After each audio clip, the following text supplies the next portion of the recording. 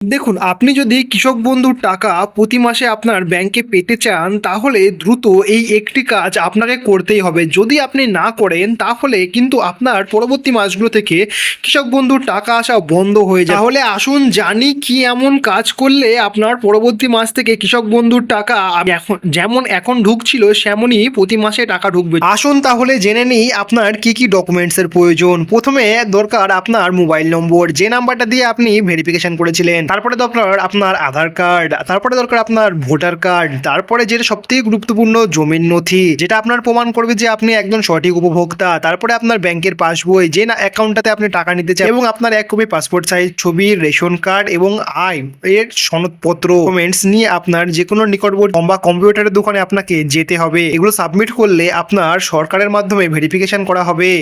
আপনি এটা ভাববেন না যে এগুলো জমা দিলেই আপনার টাকা আগের মাস পরের মাস থেকে ঢোকা শুরু হবে। আপনাকে এগুলো জমা দিতে হবে, তারপরে এগুলো সার্ভে হবে এবং ভেরিফিকেশন হবে, তারপরেই কিন্তু পরের মাস থেকে আপনার টাকা ঢোকা শুরু হবে।